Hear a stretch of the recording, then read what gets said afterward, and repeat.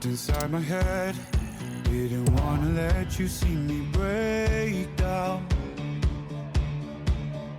Prisoner of the past. I'm not here to ask you for a way out. The waves keep. 어이구. 아이고 오셨어요? 아이고 안녕하세요. 아이고 안녕하십니까. 반갑습니다 교수님. 예. 선생님 안녕하십니까? 안녕하십니까. 어서 오십시오. 예, 예. 이쪽으로 오시죠. 예, 이쪽으로 감사합니다. 오시죠. 자 제가 소개를 드리겠습니다. 미디어가 우리 정신 건강에 미치는 영향을 알려드립니다. 서강대 신문방송학과 유현재 교수님이십니다. 안녕하세요. 예, 반갑습니다. 안녕하십니까. 예. 유현재라고 합니다. 예, 예. 반갑습니다. 아니 교수님이 이전에 그 카피라이터 일을 하셨다고 그래요? 아, 예, 예, 예. 저희가 알만한 광고 문구 같은 게 뭐 좀 있습니까 이게? 예, 딴 데서 좀 많이 쓰고 그랬는데 제가 육회, 상쾌, 통쾌. 오! 예. 젤계획이라는 광고 회사를 다녔는데 그 당시에 이제 뭐 인터넷 서비스 뭐 이런 건데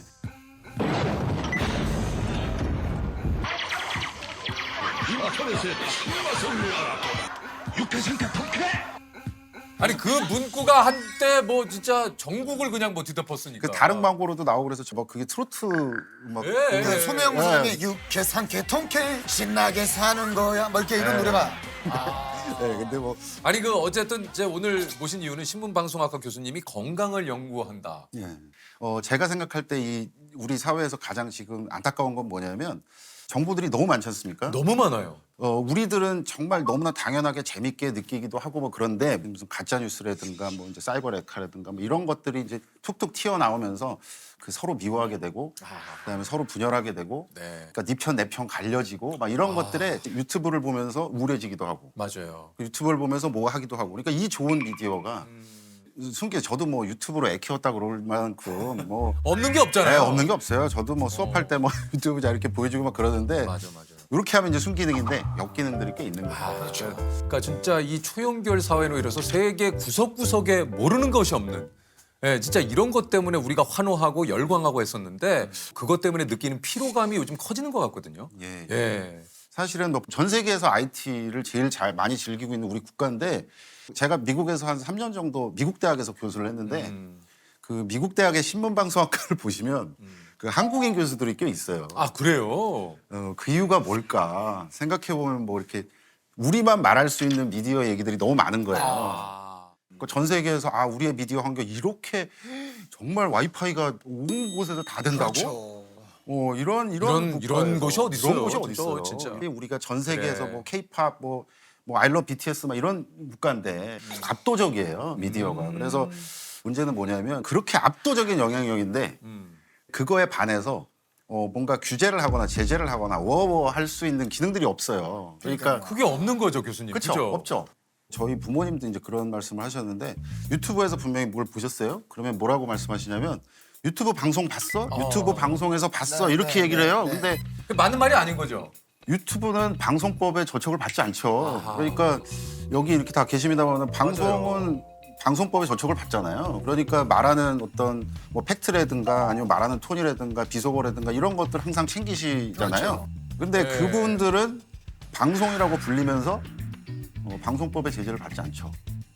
이렇게 말씀하신 대로 유튜브라든가 이렇게 영향력 있는 플랫폼인데 사실 거기에서 뭔가 미디어에 영향을 하는 거에 비해서는 사실 규제가 없죠. 특히 요즘 뭐 가짜 뉴스다, 뭐 허위 뉴스다, 뭐 이제 수많은 정보와 그 진짜 이 걱정, 우려가 좀 커지는 요즘 세상이 아닌가 하는 생각이 드는데. 가짜 뉴스가 많이 퍼지고 이것 때문에 큰일 났다라고 얘기를 하잖아요.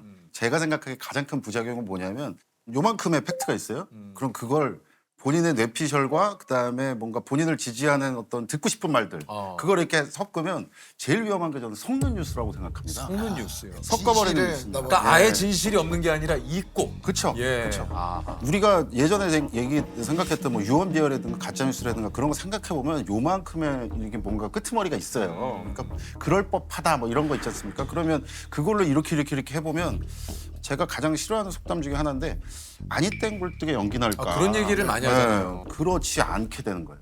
예. 근데 그 가짜 뉴스랑 속는 뉴스가 돈이 되는 시대가 돼버린 거예요. 맞아요. 이게 이제 클릭 수, 조회수 이것이 이제 결국은 수익으로 연결되지 않습니까? 그러다 보니 썸네일이라고 하죠. 정말 자극적으로 변했어요. 찌썸이라고도 많이 하잖아요. 대중들은 당연히 반응을 하죠. 일상에 바쁘니까. 그러면 그냥 자극적인 썸네일 보고 뭐 이러고 그리고 뭐 예를 들어서 그 뭐 썸네일이 이런 거 헤드라인에 뭐 연예인 부부 잘 사나 했더니 그런 거 많아요. 클릭을 하죠? 잘 산다. 15년째 잘 산다. 15년째. 뭐 어쩌라고 그러고 뭐 유명 정치 낮 12시에 뭐 하나 봤더니 밥 먹더라. 그것도 여의도에서. 아니 근데 그런 게 한두 개가 아니에요. 그러니까 문제는 그거죠. 그렇게 몰아가도 유튜버는 돈을 줘요. 유튜브는. 그러니까 그게 돈이 되는 사회가 있으니까 답답한 거죠. 이게 참 그러다 보면 이게 뭔가 하향 평준화가 되기도 하고 전부 다 그렇게 밝혀지기 시작하면 그러면 그분들의 재료는 뭘까 생각해 보면 뭐랄까 크리에이티비티가 아니에요. 그러니까 이렇게 해서 우리가 이제 뭐 아이디어를 내서 이런 게 아니라 혐오, 미움, 분열 이런 것들이 그분들의 재료인 거예요. 그렇죠. 혐오, 미움 이런 것들이 발화력이 어마어마합니다. 맞습니다. 그러니까 그러면 뭔가 또 클릭 막 이러면 그게 또 돈이 되고 그러니까 이게 계속 악순환이 돼서 제가 이제 혐오 비즈니스라는 말을 좀 썼는데요. 어쩔 수 없는 엄연한 현실이 아닐까라는 생각이 들어서 좀 안타까운 면이 있습니다. 나중에 제가 생각하기에 가장 큰 부작용은 뭐냐면 진실에 대해서 알고 싶어 하지도 않을 수도 있어요. 맞아요. 예. 맞아요. 가짜 뉴스에 계속해서 뭔가 뭐랄까 훈련을 받으면 확증 편향이라는 게 생기잖아요. 맞습니다. 그런데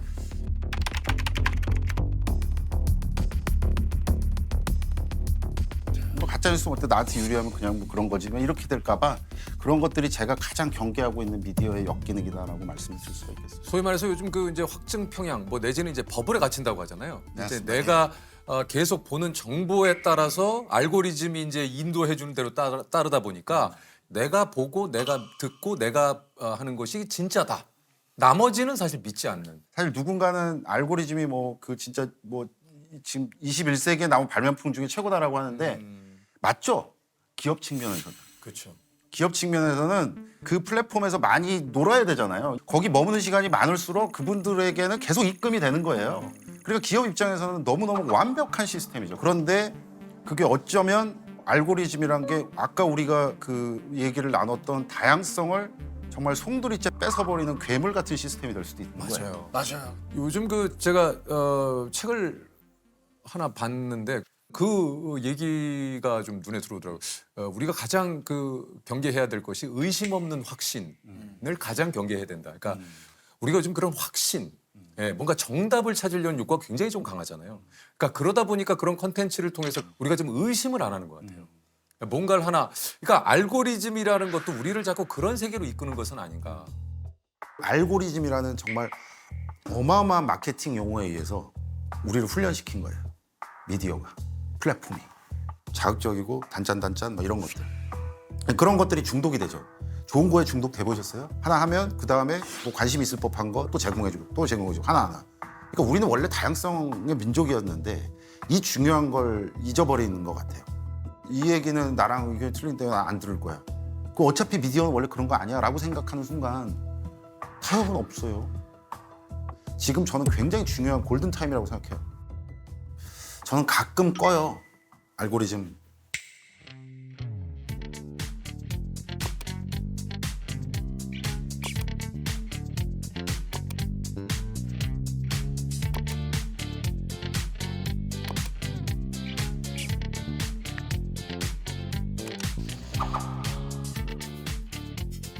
들은 소문에 의하면 유석 씨 그 신문 종이신문 전 종이신문이 보신다고요. 있습니다. 예. 저도 종이신문 종이신 좋아하거든요. 보세요? 그래서 제가 종이신문 최근에 좋아해요. 저는 이제 신문을 늘 들고 다니거든요. 이제 못 읽으면 그날 하루에 신문을 읽는데 어디서 되게 오, 신문을 보시네. 그러니까 그게 낯설대요. 네. 신문을 펼쳐서 들고 있는 모습. 굉장히 낯설다 그러시더라고요. 저도 뭐 혹시라도 학생들한테 들킬까봐 연구실을 닫고 그러세요? 신문을 펼치긴 하는데. 왜냐면 학생들도 네. 당황하실 수 있으니까. 가뜩이나 과 이름도 신문방송학과인데. 그렇구나. 제가 좋은 건 뭐냐면 보통 예를 들어서 1면부터 48면까지 있다. 그렇죠. 그러면 내가 지금부터 한 30분 내가 신문을 볼 거야라고 그쵸, 그쵸. 하면 1면도 보고 2면도 보고, 보고 그쵸. 오늘 뭐 유재석 어떻게 웃겼나 뭐 이런 것도 보고 보고. 그럼 그게 어떤 역할을 하냐면 내가 의도하지 않은 다양성을 양분처럼 받아들이는 맞아요. 조건이 돼요. 저한테는 가장 좋은 공부예요. 요런 또 좀 요즘 문제가 되는 것이 바로 그 이제 악플. 예. 이게 이제 뭐 도를 이제 넘는 악플들이 정말 많잖아요. 이게 이제 악의적이고. 그러니까 이런 악플도 이렇게 늘어나는 좀 이유가 좀 있을까요? 그러니까 저는 일종의 그 대중이 그 뭐랄까 게임을 하고 있는 게 아닌가? 그러니까 게임이 뭐 몰지각한 유튜버나 사이버 레카들이 공격 대상을 정해주잖아요. 그러면 일반 대중들은 아 내가 그러면 저 사람을 공격해도 된다라는 어떤 그런 가치 판단을 하게 될 수밖에 없나 봐요. 그러면 정말 본인이 할 수 있는 모든 이걸 해서 제일 모욕적인 말을 누군가 상대의 타겟이 정해지면 그분들한테 하는 것 같아요. 근데 그게 실명이라도 그럴까? 혹은 오프라인에서 그분들을 만났을 때 그렇게 할 수 있을까? 이 말씀을 좀 드리고 싶은 게요. 한나 아렌트라는 철학자가 이제 악의 평범성이라는 얘기를 했어요. 근데 그 악의 평범성이라는 게 어떤 거냐면 뿔 달린 사람이 어마어마한 사람이 그렇게 배설 수준의 누군가를 상처를 주고 막 이런 게 아닌 거예요. 악을 퍼뜨리는 사람은 지극히 평범하다. 그리고 당신도 될 수 있고 나도 될 수 있다. 어떤 상황에 처하게 되면 굉장히 평범한 악이 모여서 어마어마한 악이 된다라는 네네네. 거예요. 근데 댓글이 너무 험하게 그러니까 배설 수준으로 나온 분들을 만약에 잡아서 물어보면 둘 중에 하나 다릅니다. 나만 그랬어? 그리고 내가 진짜로 때렸냐 그 사람? 근데 아까 제가 말씀드렸던 것처럼 지금 이런 우리 같은 초연결 사회에서는 온라인에서 공격하는 게 훨씬 더 타격감이 셉니다. 맞아요. 그러니까 저는 이런 부분을 좀 반영을 해서 미디어와 관련된 규정이 빨리 좀 우리나라에만 있는 법을 좀 보고 싶어요. 네, 맞아요. 사실 유튜브 그다음에 SNS 이런 관련 어떤 제한을 두는 법들을 저한테 인터뷰가 들어오면 저는 항상 유럽 예를 들게 되는 거예요. 유럽엔 있어요. 있어요? 그러니까 벌금을 어느 정도 규모냐면 뭐 700억. 그리고 24시간 내에 뭔가 조치 취할 것. 뭐 이렇게 되는 겁니다. 근데 독일은 지난해 불법 게시물을 방치하는 SNS 기업에 최대 5천만 유로, 우리 돈 약 600억 원의 벌금을 물리겠다는 법안을 통과시키고 지난 1일부터 시행에 들어갔습니다. 사회의 경종을 들으면 이거는 정말 우리 사회에서 받아들일 수 없는 죄야. 그리고 이건 뭐 표현의 자유나 이런 숭고한 가치를 들이대면 안 돼. 라고 해서 국가에서 뭔가 제한을 두는 거예요. 그래서 저는 그런 법들이 좀 촘촘히 좀 만들어졌으면 좋겠다라는 생각이 좀 들고요.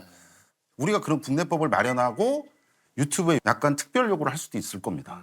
왜 그러냐면 현실은 우리나라가 뭐 전 세계에서 거의 유튜브를 가장 많이 쓰는 국가 중에 하나고 유튜브가 우리나라에서 벌어가는 돈도 많고 그러면 책임성을 요구하는 거죠. 당연히 할 수 있겠죠. 또 참 뭐 이런 얘기 어떨지 모르겠습니다. 저는 늘 얘기 드립니다. 악플이 그걸 그냥 감내해야 된다고 생각하지 않아요. 좀 그런 안타까운 일이 생길 때도 그렇습니다만 그런 악플을 그냥 감내하고 그냥 당연히 받아들여야 되는 것으로 인식하는 것이 너무 슬프고 가슴이 아파요. 도대체 그 욕을 어떻게 감당을 해요? 맞아요.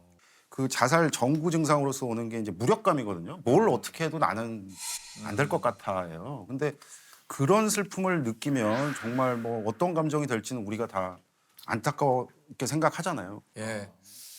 저는 유가족이에요. 그러니까 형이 친형이 이제 이제 극단적 선택을 했죠. 이게 아마 뭐 저를 아시는 분들은 아마 이 방송을 보면 좀 놀랄 수도 있는데, 그러니까 제가 이제 그 미국에서 교수를 할 때 이제 그 형이 이제 그런 선택을 했다는 얘기를 듣게 됐어요.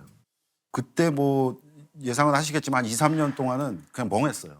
멍하고 이렇게 시간이 지나도 요즘 이 인간이 왜 전화를 안 하지? 막 이런 착각을 할 정도로 그러니까 너무 이상하게 살았던 거죠. 근데 이제 그러고 이제 한국에서 뭐 논문을 써야 되니까 교수도 먹고 살아야 되지 않습니까? 그러면 연구도 해야 되고. 근데 그 생각이 든 거예요. 아, 제가 그러면 그 어떤 분야를 좀 연구를 할까? 그런데 제가 이제 그 자살이라는 게 제가 너무 아프게 다가오니까 아, 이것과 미디어에서 뭔가 연결이 안 될까라는 생각을 우연히 했는데, 예를 들면 그 자살을 보도함에 있어서 너무 자극적으로 한다거나 아니면 그게 우리나라 자살률이 세계 1위인데 너무 감성적으로 그걸 풀어서 뭔가 베르테르 효과가 나오게 만든다든가. 그리고 용어가 예를 들면 동반 자살이라는 말이 나와서 제가 너무 살기가 힘들어서 제 아들이랑 같이 가겠다고 하면 그러고 자살을 했다 그러면 그게 어떻게 동반 자살이냐. 그건 살해후 자살이지. 그런 것들이 문제의식이 있어서 논문을 썼어요. 그랬더니 이제 그 다음에 이제 도와주셨잖아요. 예전에 기억나실 네. 거예요. 그 자살 예방 캠페인. 아, 예. 그거 저가 같이 한 거예요. 아, 그러셨군요. 그래도 오늘 나온다 그러길래 제가 유석 선생님한테 좀 감사를 아, 할게 아닙니다. 7, 8년 전에 예. 그런 예방 활동 미디어 뭐 이런 거를 하는데 이게 진짜 어마어마한 연예인이 좀 했으면 좋겠다라고 해서 연락이 갔는데 선생님 해주신다고 했다는 거예요. 그래서 그때 사실 저희끼리 막 진짜 울컥했어요. 얼마 전에도 그런 이 사건이 좀 있었지 않습니까? 그럼 연예인 자살하고 그러면 그래서 이제 우리 사회에는 사실 자살 콘텐츠 가이드라인 이런 것들도 마련을 해놓기는 해놨습니다. 작년에 보건복지부 그리고 현직 기자님들, 변호사 이렇게 다 모여서 자살 예방 보도 준칙 4.0 이렇게 해서 예방을 넣었어요. 자살 사건이 벌어졌을 때 그렇게 자극적으로 막 해서 아이들이 쉽게 볼 수 있게 이렇게 흩뿌려 놓지 말자라는 게 첫 번째 겁니다. 그리고 또 하나는 원칙은 이제 도구나 방법을 밝히지 말자. 이거는 사실은 전통적인 거예요. 왜 그러냐면 그게 학습이 되거든요. 그다음에 또 하나가 유가족 보호합시다. 1년에 우리나라에서 자살을 하시는 분이 14,000명. 생각해보면 한 30몇 분마다 한 분씩 돌아가세요. 근데 그렇게 계산해 보잖아요. 유가족 많아요, 주변에. 근데 그분들한테 가서 인터뷰하고, 그리고 망자가 남긴 유서 공개하고, 그리고 계속 전화하고. 그러니까 일부긴 합니다만은 사망이 벌어져도 놔주지 않아요. 왜 그러냐면 돈이 되니까. 치유는 안 돼요. 형 죽은 다음에 정말 계속해서 저도 모르게 핸드폰을 보면서 내가 먼저 전화해볼까? 막 이러면서 실제로 전화를 해보기도 하고 막 그랬죠. 그런데 그게 저만 그랬겠어요? 많은 유가족들이 그랬죠. 뭔가 유가족에 대한 예의, 그리고 또 다른 자살을 막을 수 있는 어떤 예방 차원에서 그렇게 괴롭히지 말자는 거예요. 그런 위기에 처했을 때 어떻게 도움을 받을까? 그런 정보를 제공하자.